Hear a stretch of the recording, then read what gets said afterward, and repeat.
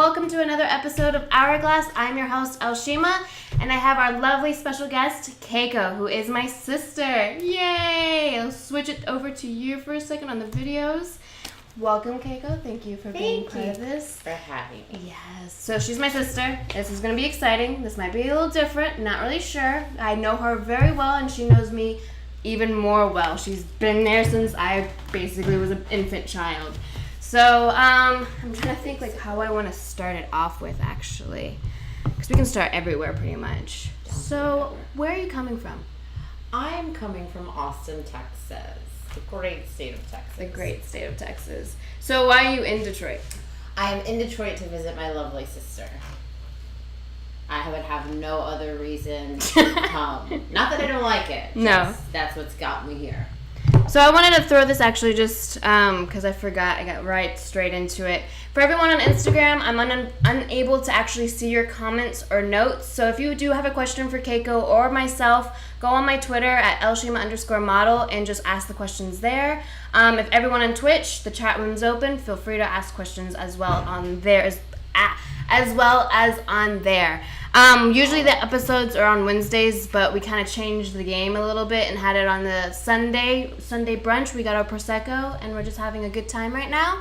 You should be jealous. Yeah, you should honestly be jealous. We've had an eventful week. So you came to Detroit to see me. Yes. And have you been to Detroit prior to this trip? I have once before. And 2 years ago. And that was for what? To visit my lovely sister. I know. She loves me so dearly that she wants to keep watching or come see me. So I'm trying to think like other, just because I only wrote the questions immediately, like right before we started. But got it. one of the questions I did want other people to know, because a lot of things I already know the answers to, but everyone else doesn't necessarily as well.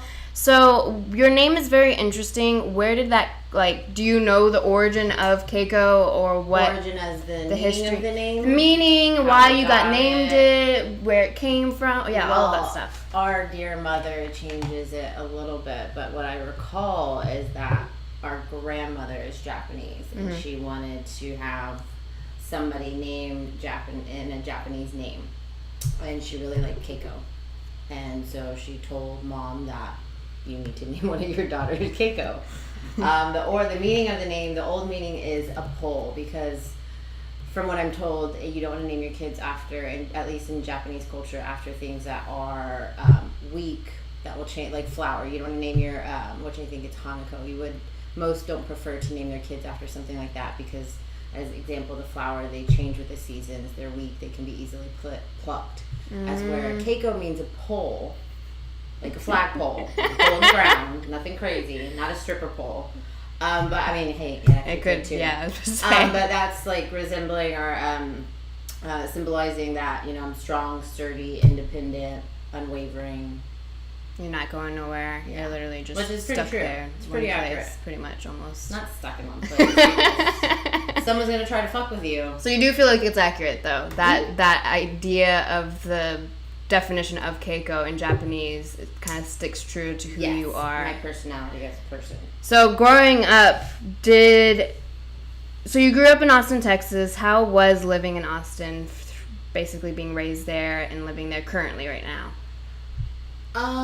I love the city. It was interesting being raised there, and then from my personal experience, I moved to a smaller town when I turned 20, so it was actually a culture shock from going to Austin, where there's just kind of every type of ethnicity you could possibly come in contact with, going to somewhere that's South Texas where there's not a whole lot. It was interesting. I did get in a lot of trouble. In the South Texas place, or no, in Austin, and just in general? Austin's got bars and all sorts of awesome stuff everywhere. Yeah. So I was sneaking into places at like 16, 17. Who technically kind of wasn't. I guess Francis really wasn't, because he seems like he was too good of a child. Probably. I feel like other people. Yes. I didn't necessarily sneak into places, but they had teen nights, which was also kind of weird. Like I remember Spiro's would have a teen night downtown right off Red River, I think, if I'm not mistaken. And we did technically sneak in. I never even had a fake ID, but I mean, I feel like you lived a very awesome, crazy life. Yeah. I don't know if awesome is the correct word. Crazy, haphazardous a little bit. But I imagine you learned stuff, right? Oh yeah, that's why I'm probably the way that I am now. Like in a sorry guys if I'm not loud enough. So in a positive way, like learn stuff in a positive way, or yes, I mean because homegirl me went to jail and did some stuff. Granted, not like murder. No, obviously, of course. guys, Yeah, I'm let's not hope. doing that. Let's hope. But not. yeah, you learn. I mean, if you don't learn from all of your experiences, whether they're good or bad, then I mean, I kind of feel like, what are you doing? Do you technically regret anything?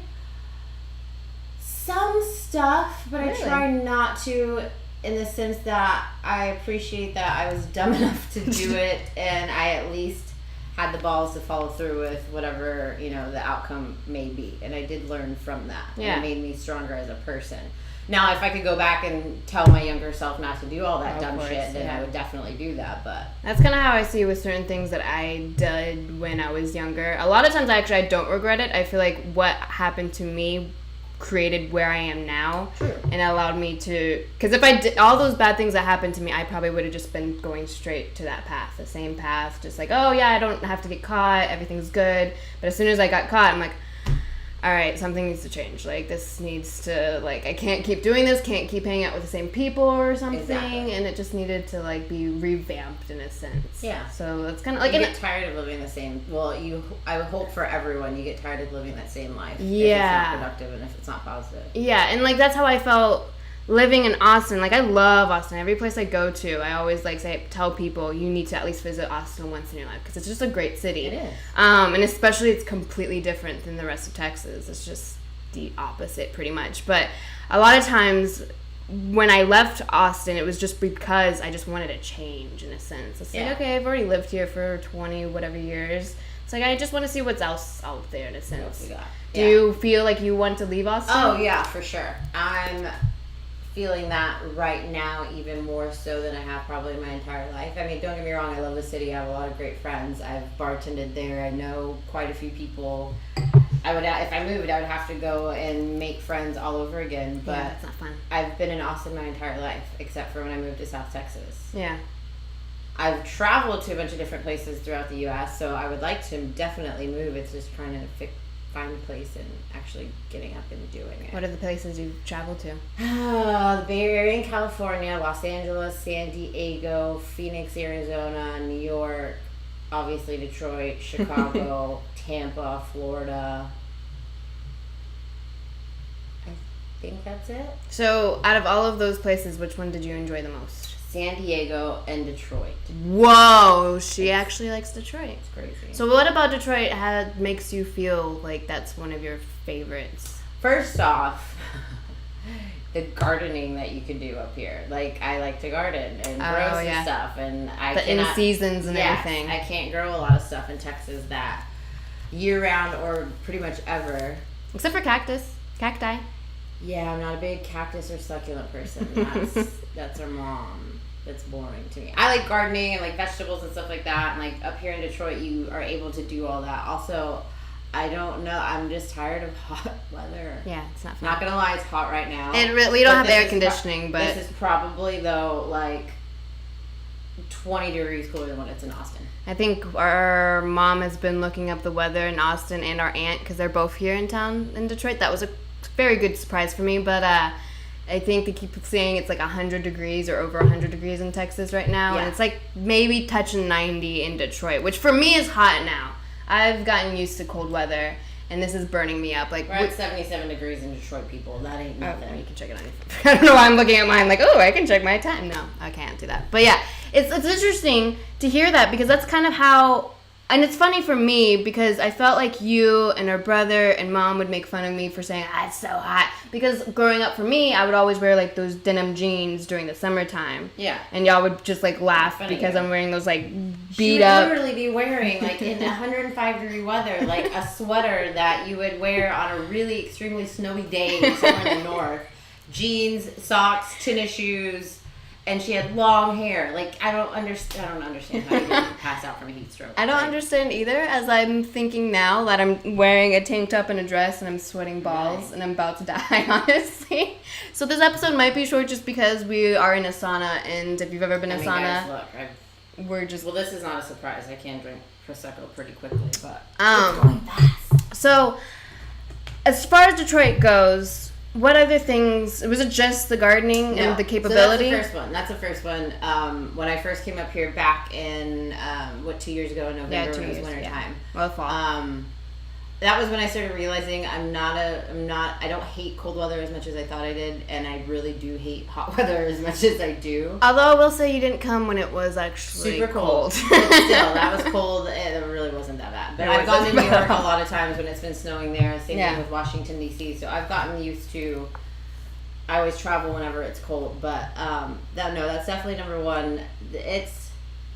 It's an interesting feel or vibe here, if you will. Mm-hmm. It's up and coming. It's very edgy in the sense that, I guess, I hate to say this, but you're not really sure what to expect from humans, from the house next door to this beautiful place that's next to that, to a rundown, but you don't really know what to expect, and then you're surprised. Like, every time I turn a corner and there's a huge art mural, it's surprising and it's awesome.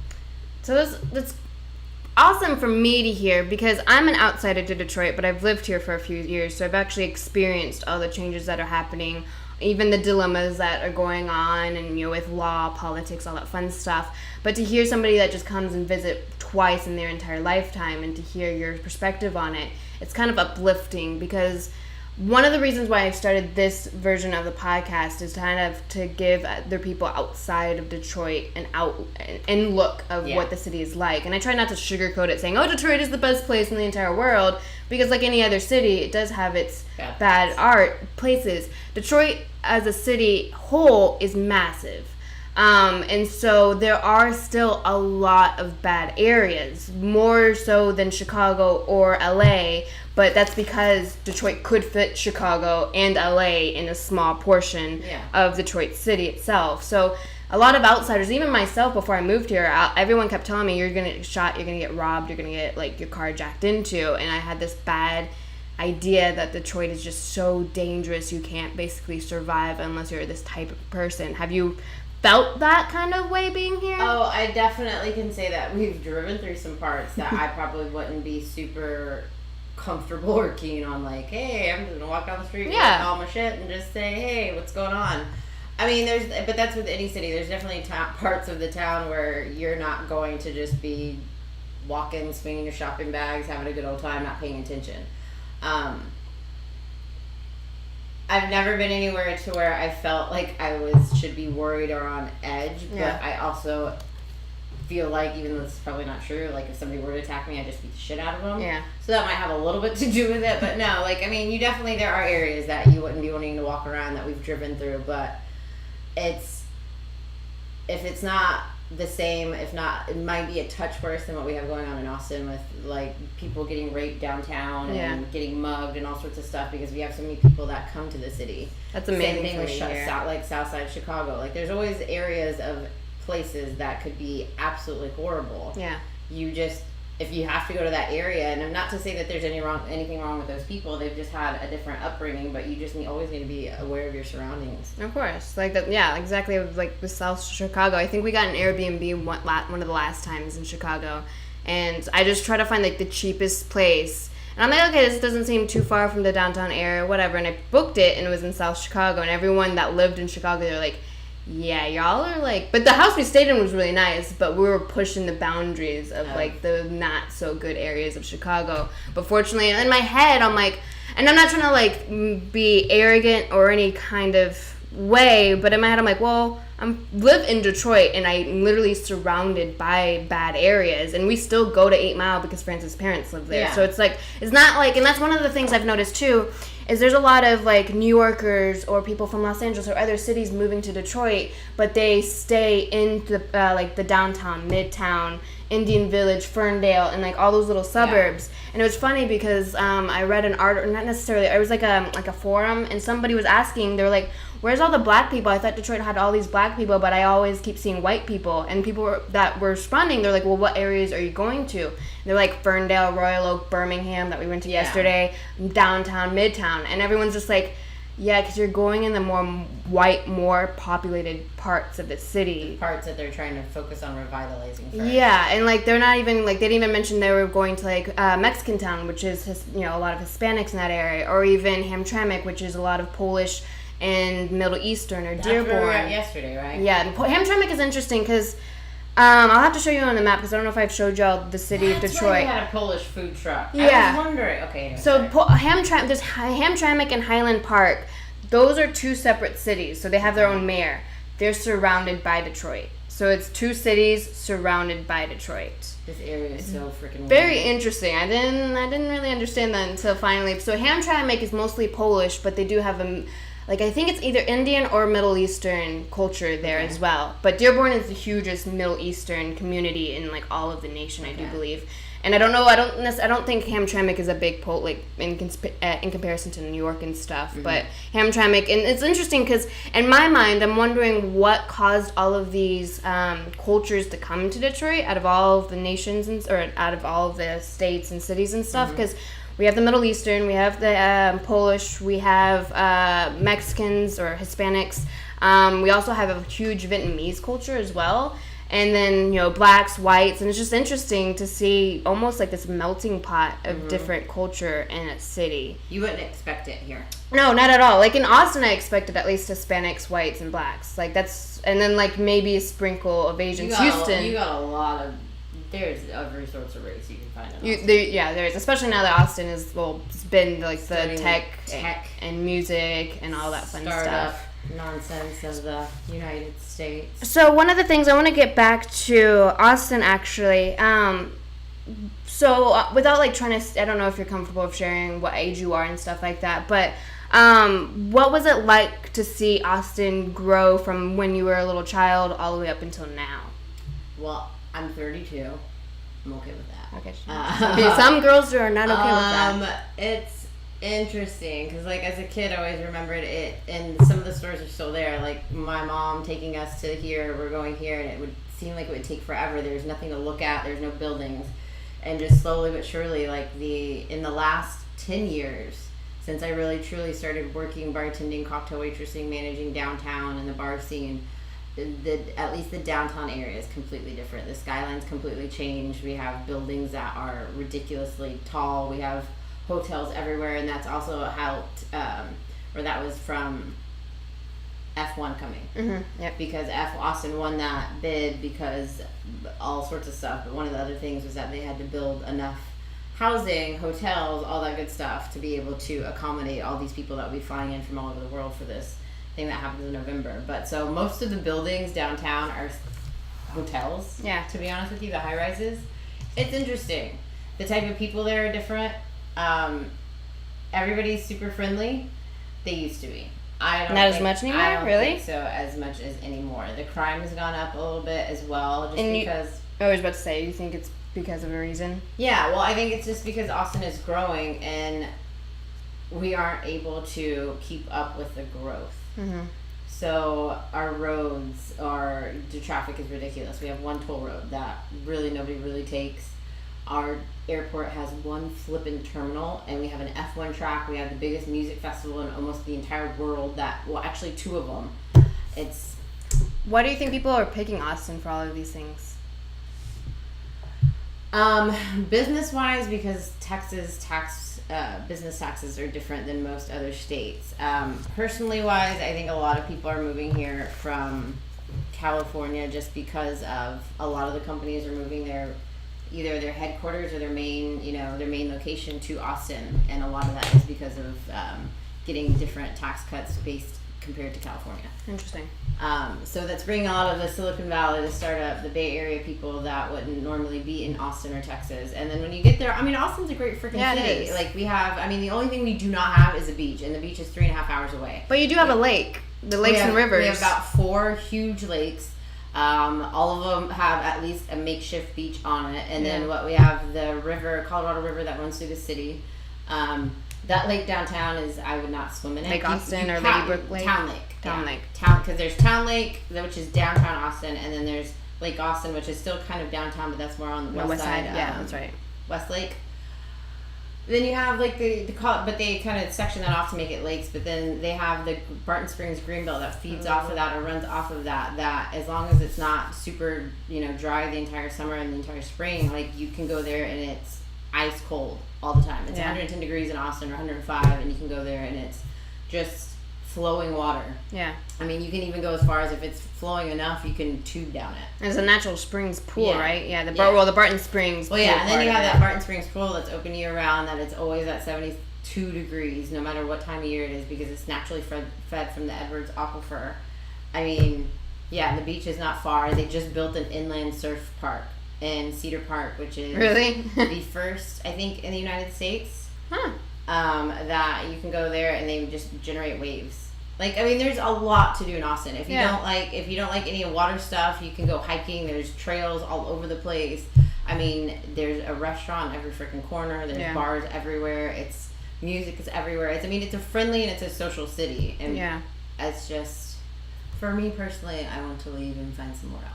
Yeah, because you're just like, I feel like with how I was, you just want to experience other places. Something else, yes. Even like for me, I went to Florida and experienced that for 2 years and we realized, I fucking hate Florida. I just don't like it. I'm never going back. I love my brother and my family over there, but it's not.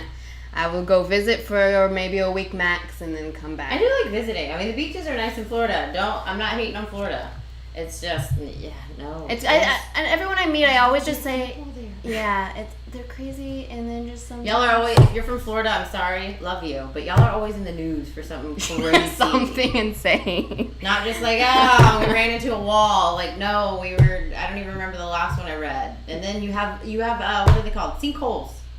Yeah. I'm not trying to die young. And hurricanes and tropical storms. I mean, other places have hurricanes too, but Florida's more notorious. Again, we gotta get off Florida. Sorry, I know. Philip Bryan's gonna tune in one moment and he's like, damn. One place I do really would like to at least visit, I have never been in the U.S., is Boston. Why? First off, like, dudes with Boston accents, like... Francis is good with the accents. Boston. But you have to go into a certain area because if you want that Boston talk, definitely. You have to go, I think, in the North End, which is more the Italian area of Boston. Because I finally went once for Francis with the Hornbook Award.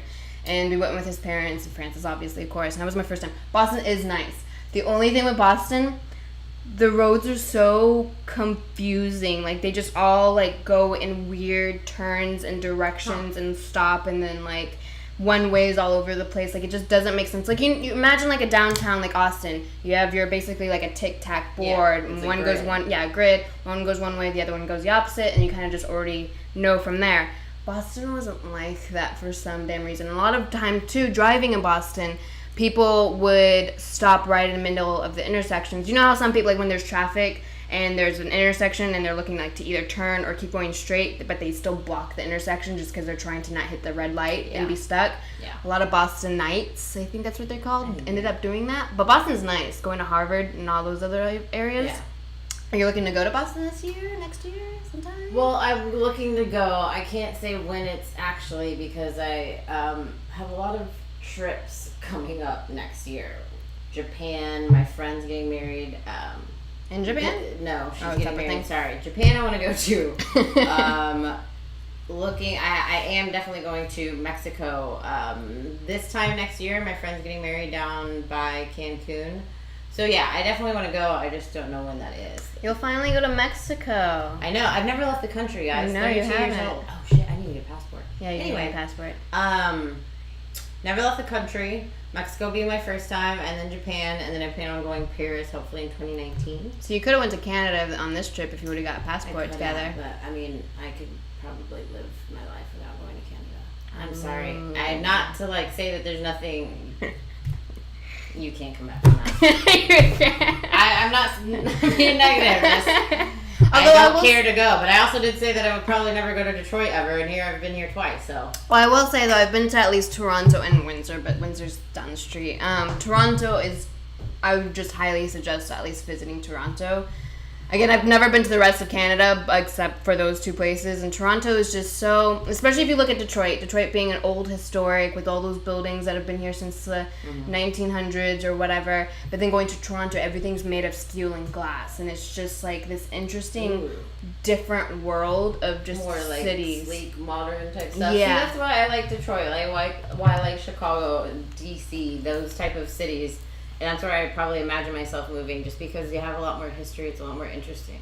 So do you like the idea of being in the winter and like snow and stuff? I'm still kind of thinking about that because I've thought about moving up here or like somewhere up north, I think I could handle it. I do like to buy coats and stuff, even though I don't buy them because you don't need them in Austin. No, you don't at all. I think I can handle it. But I was telling my mom, or our mom, and Keiko yesterday about just boots in general. Y'all were talking about just getting like nice boots, and we're just walking around, and I'm like, I thought you could do that moving into Detroit. The first year you gave me for Christmas was these nice like knee-high boots and everything. Immediately as the snow hit Detroit, I wore them, and I'm like, this does nothing. My feet are completely frozen. This is not good. And I realized no insulation at all. You have to get Timberlands or one of those like thick, like good boots. And those other boots are still nice, but more for like your fall before the snow actually hits. Before it really gets cold. Yeah, and so that's why I'm curious. Like fortunately enough, the past 3 years I've lived here, the winter actually hasn't been that bad. We haven't necessarily got anywhere close to 0 degrees, unless it's maybe at night, but that's at night and that doesn't necessarily matter as much.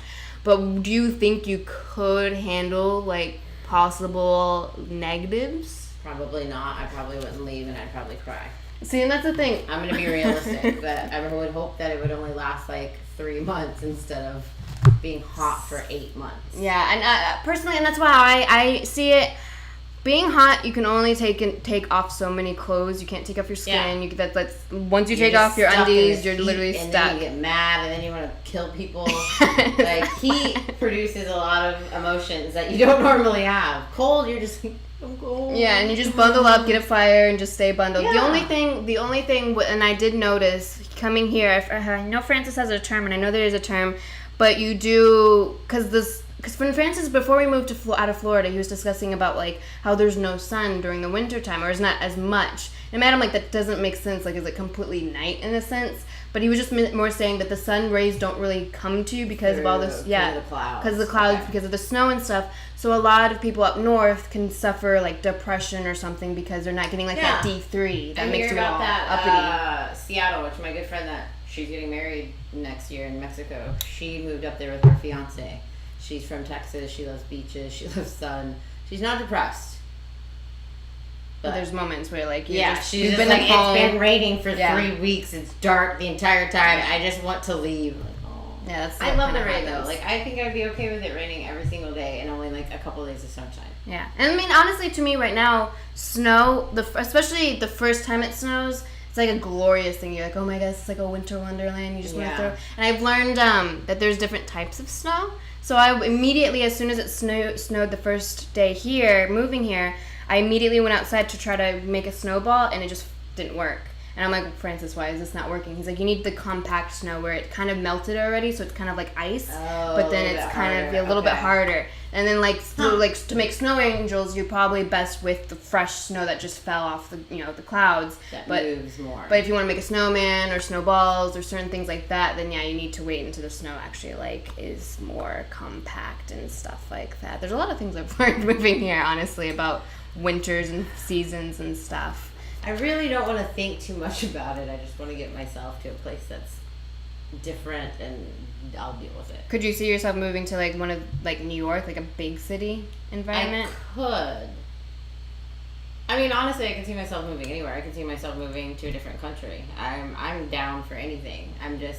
I want to do it sooner than later because I'm single, I don't have any kids, I don't have any of that, so I don't have anything that's really tying me down, but I'm getting to that point in that, like, career-wise, that I like what I'm doing, I like where I'm at, and I don't want to have to look for another job, but I'd rather, you gotta get out of your comfort zone. Yeah, exactly. Try new things, change a different person. The fun part is finding friends, though.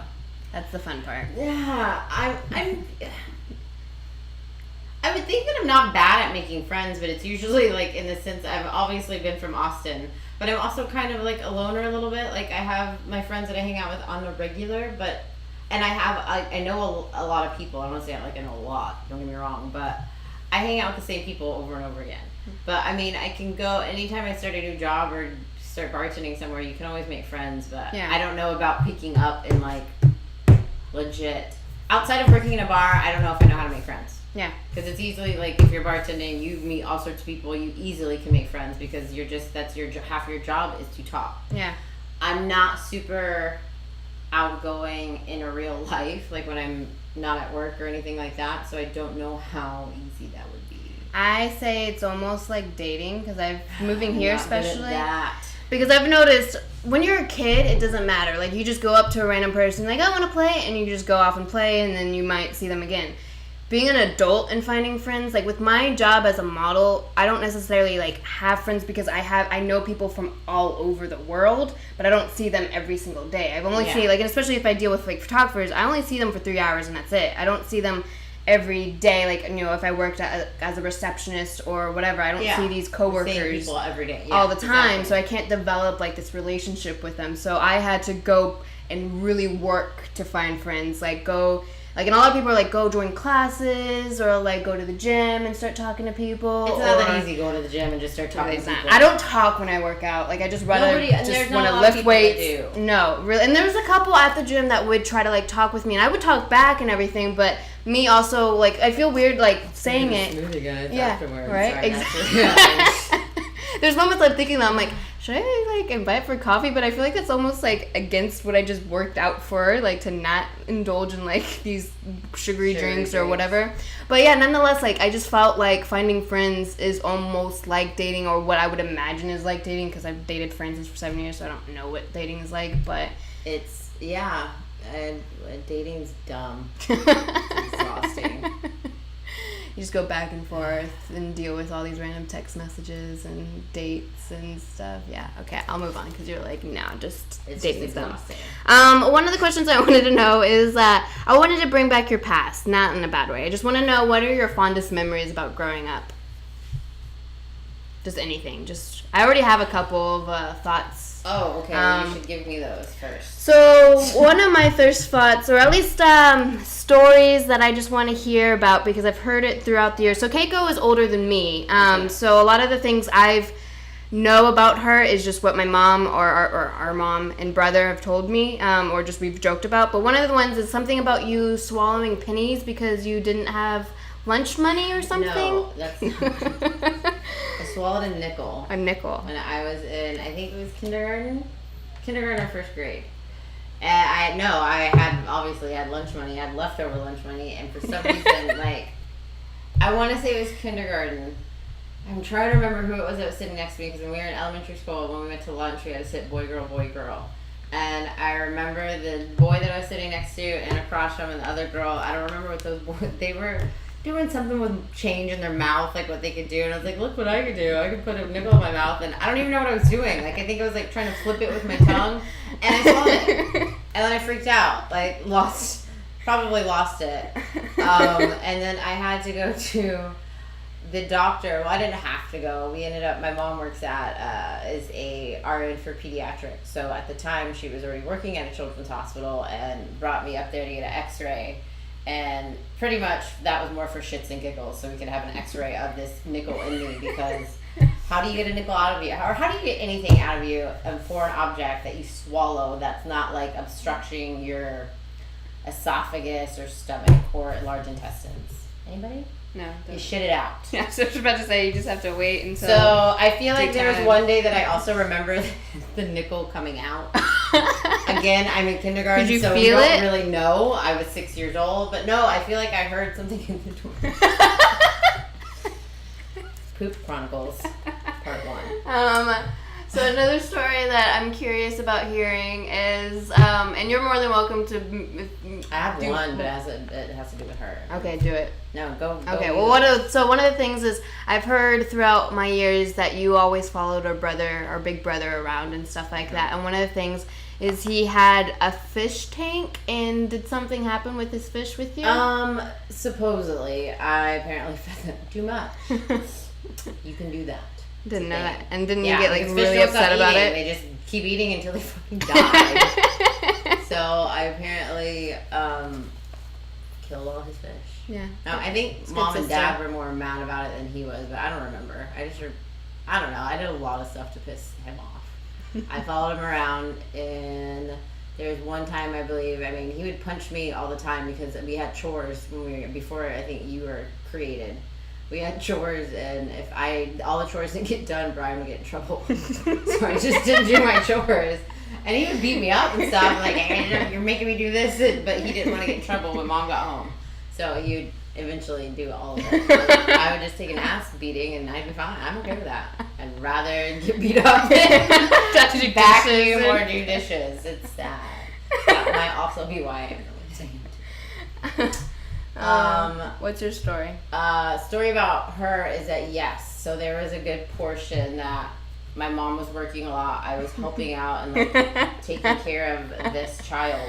Oh man. And it's a notorious story. I would like bathe her and stuff. I want to say this time it sounds a little creepy. We were bathing together. But when you're a child, no. It's not I mean, she was and two. and we're sisters. It's not like. And you were 2 years old. Yeah. Regardless, y'all judge. I don't care. Anyway, we were bathing together and almost done with it, and homegirl just decides to take a big old dump in the bathtub. Like, it's the biggest turd ever. Luckily, it was just like a fully formed. It wasn't diarrhea all over the place, but like it was a fully formed poop. Good times. That was. I wish I would remember. Freaking hilarious because Yeah. I screamed and flipped out like it was an alien coming at me and left her in that bathtub. She probably could have drowned. And then I got my composure to get back. So one of the memories I have of you is in middle school, and you, well, a couple actually. I remember you tried to sneak me into your middle school dance. Yeah, it was my 6th grade dance, and Mrs. Tui caught you, and then made I had to go wait outside with you some more. So why did you try to take me in the first place? Well, because when our mother was working quite frequently, I was the babysitter / do everything else because my parents were divorced and my dad wasn't around. I think Brian moved out by that point, right? Brian, our older brother, had already moved to Houston to go to school. So if Mom wasn't there and she didn't have a babysitter for you, I was in charge of you. I felt like you were the only babysitter. And I was. And I wanted to go to this goddamn dance. Like, I was going. I was already mad that Mom wasn't going to get home because she worked at the hospital from 7 a.m. in the morning to 7 p.m. And I think this dance started like at 6. Yeah. So, I mean, in all reality, I think she was already planning to come pick her up because I'd already told Mom I was going to take you, but apparently you were found out before. Yeah, like snuck you into like the side cafeteria door. Yeah, hold on. You keep talking that. But trying to think of another good story. I remember the way you dressed and looked in middle school. I was a gangster. Full on chancla.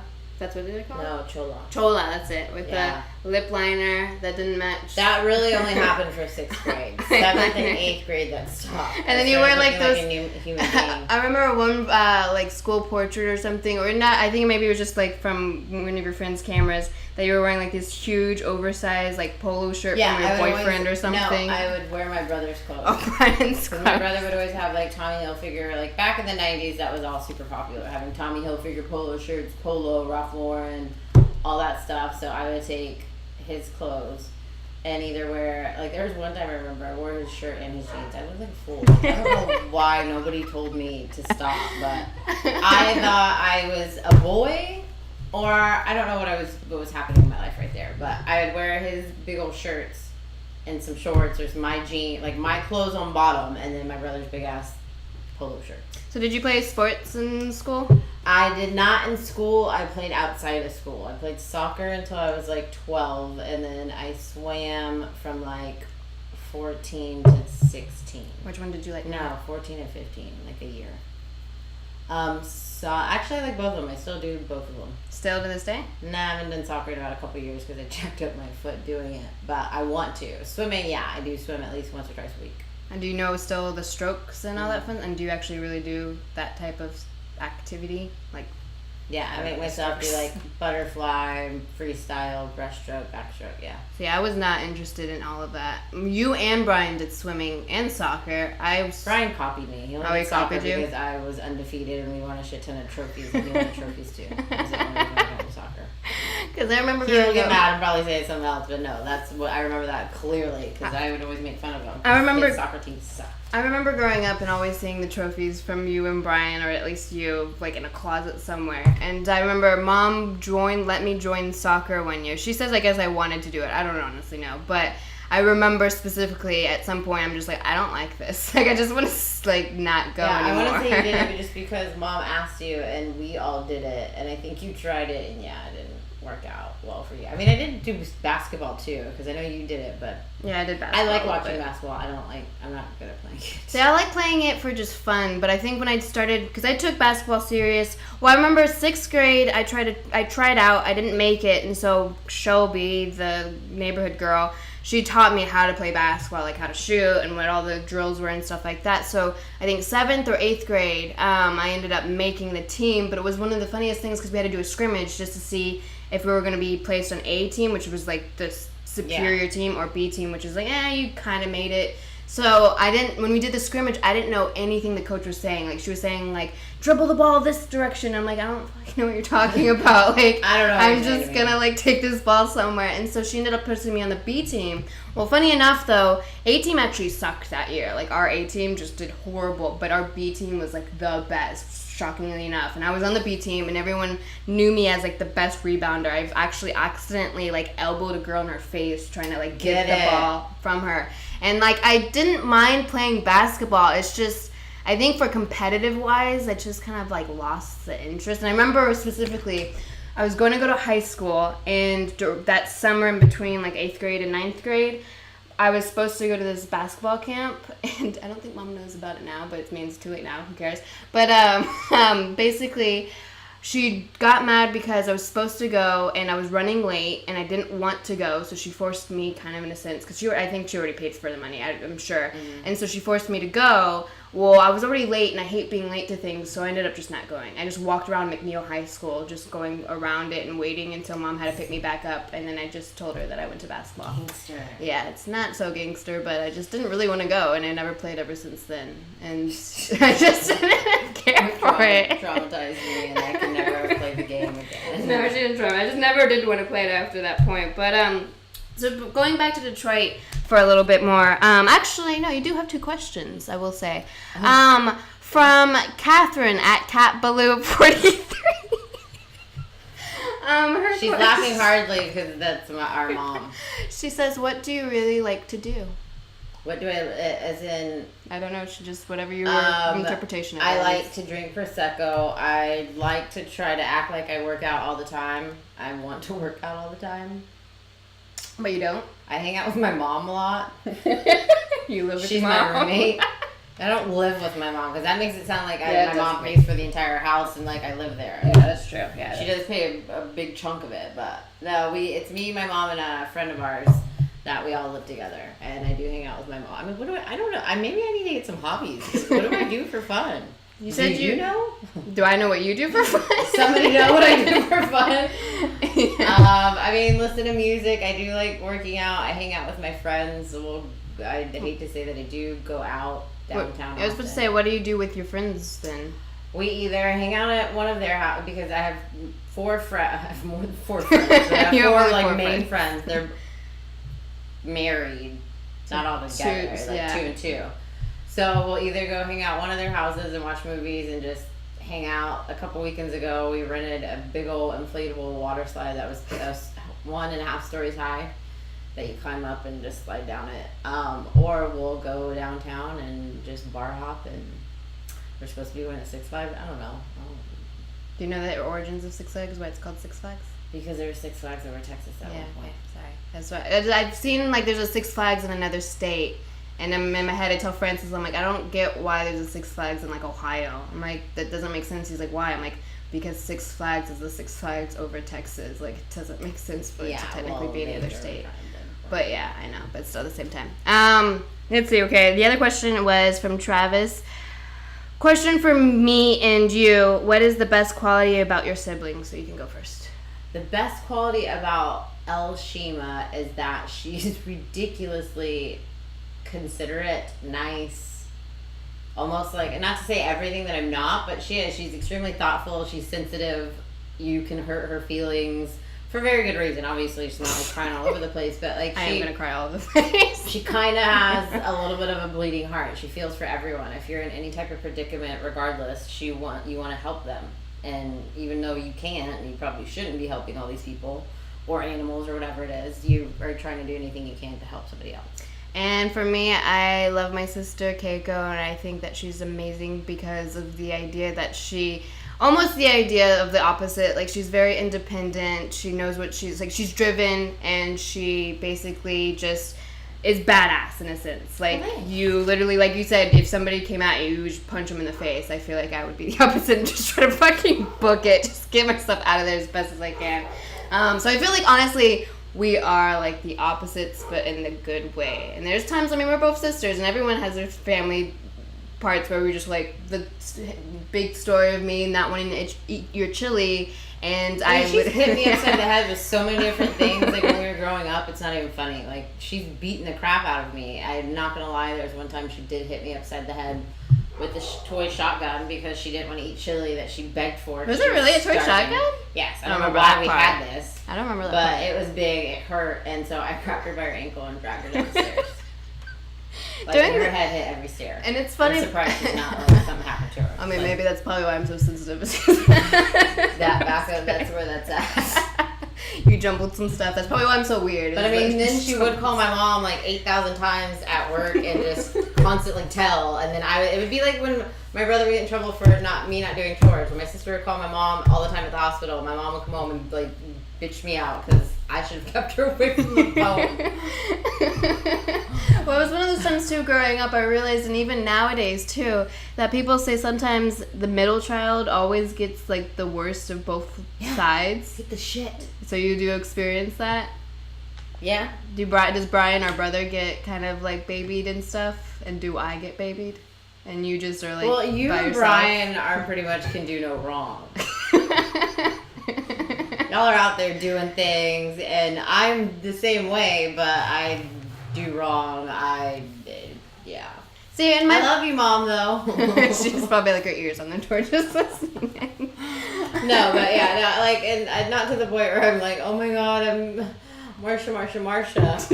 Sorry if y'all don't know that. It's pretty funny. If you don't know that, you're too young to even be on this show.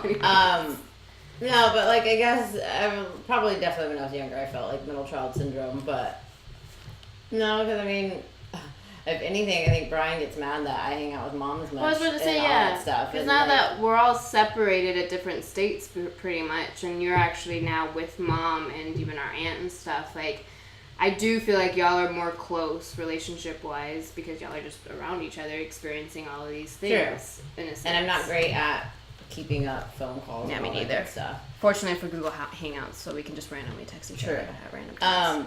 But I don't know. I'm pretty sure that if we all live together or all are really close to each other, we'd probably annihilate each other and just be super upset all the time. So do you think if you did move, it would be harder for Mom, or more she would be like, oh, hallelujah. I'm not gonna lie. If I moved, I think Mom would come. You really?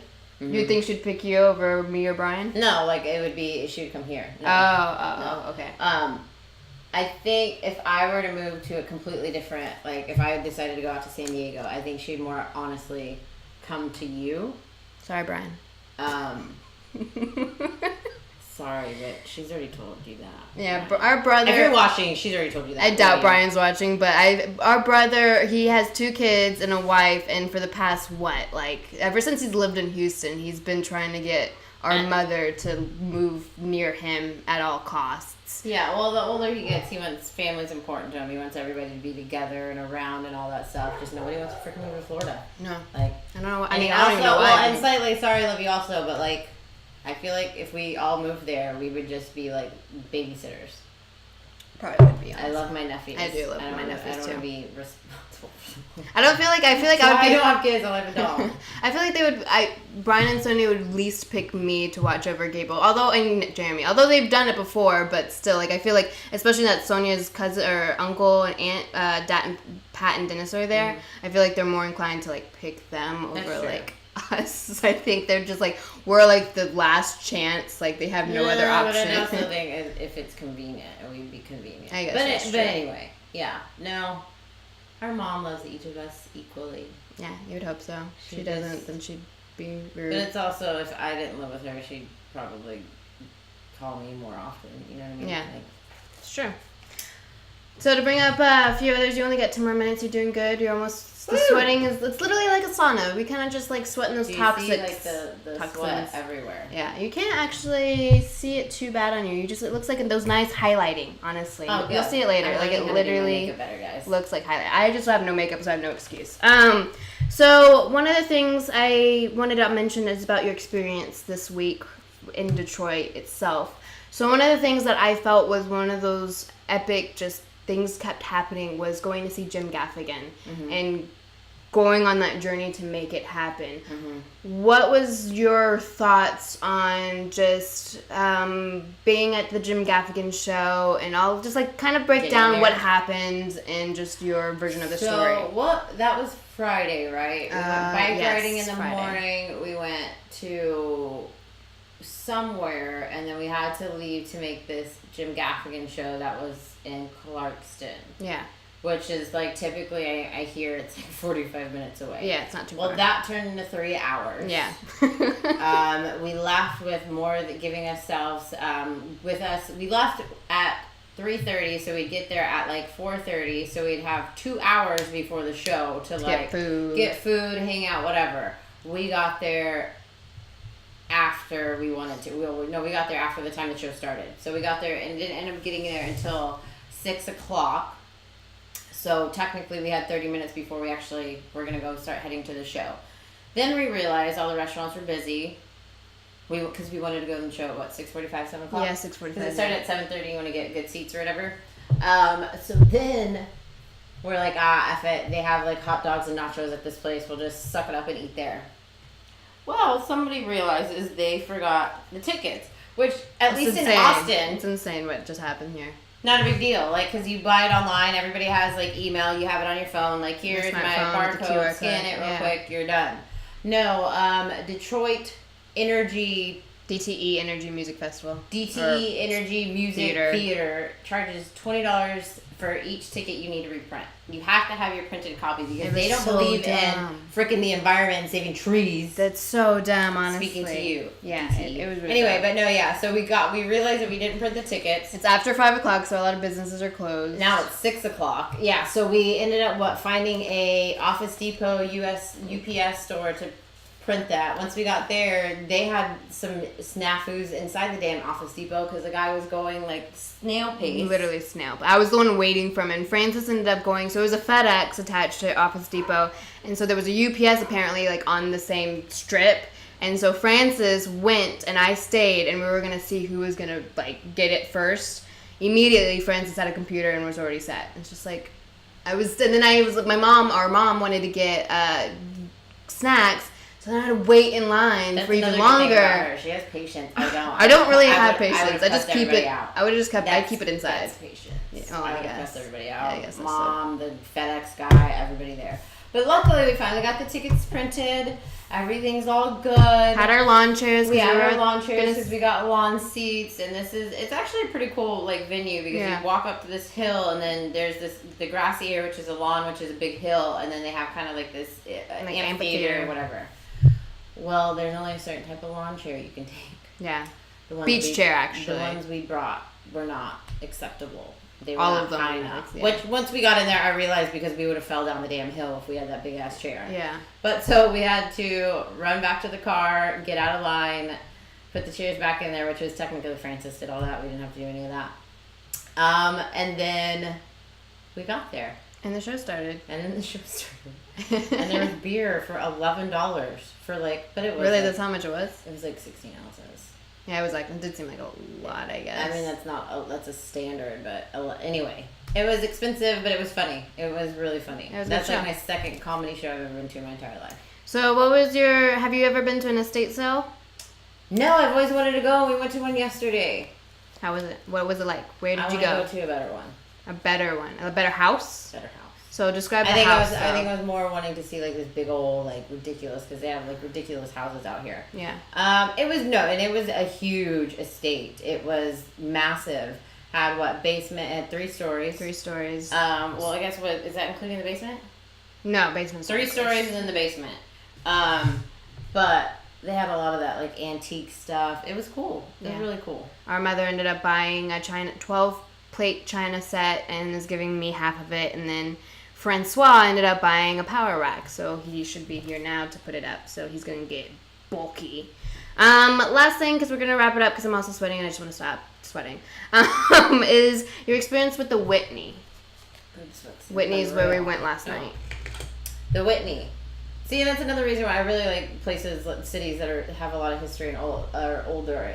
We went to this huge mansion that usually has dinner, dessert, and a bar. And I think they're kind of known for their dessert. Or not known, but that's what people go to.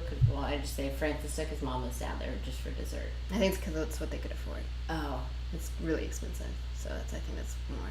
Dessert's cheaper. Oh, that was cute. Yeah, it's cute. Anyway, it has 3 stories. The very top story, we went to the ghost bar because it was l.shima Darby's birthday yesterday. Yes. l.shima. I'm 25, everyone. Quarter century. Jinx.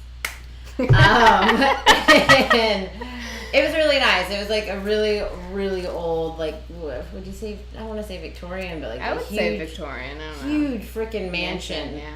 It was ridiculous. That's supposedly haunted. Didn't see anything crazy haunted. Then we just sat up there and had drinks. They had a guy playing on the piano. It was fun. It was nice. Yeah, it was really nice. It was interesting because Francis told us that it was going to be like this upscale. We have to dress really nice. So then, that's what I always thought the Whitney was. So when we got there to wait for Francis and his mother to arrive, there was all of these people outside wearing like your average day, like there were glass blowing events. So what we would imagine a glass blower to look like, I don't know, that's what they probably look like.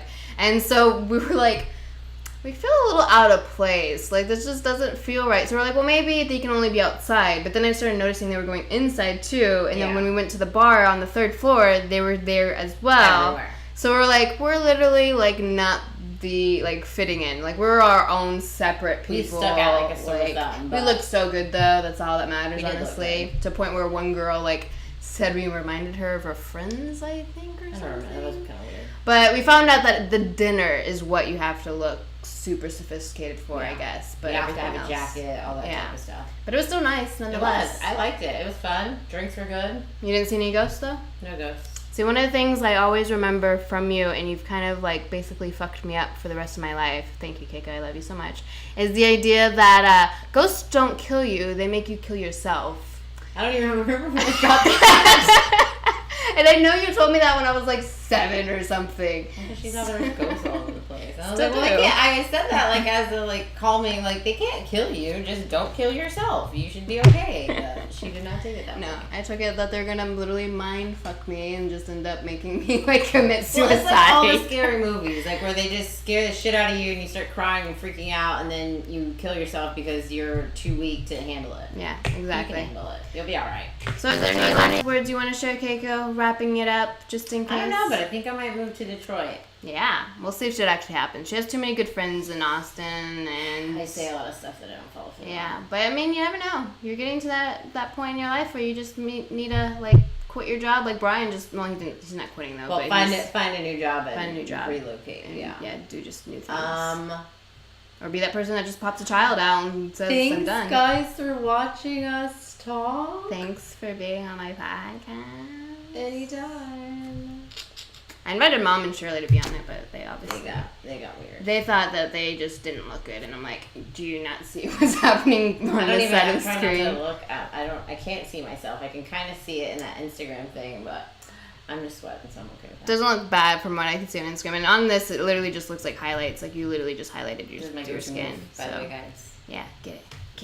Okay. All right, everyone. Thanks for tuning in, and I will see y'all next week on Wednesday at 9 p.m. Eastern. So we'll go back on normal time. It was just special for Keiko. So, all right, everyone. Toodles. Bye. Talk to you soon.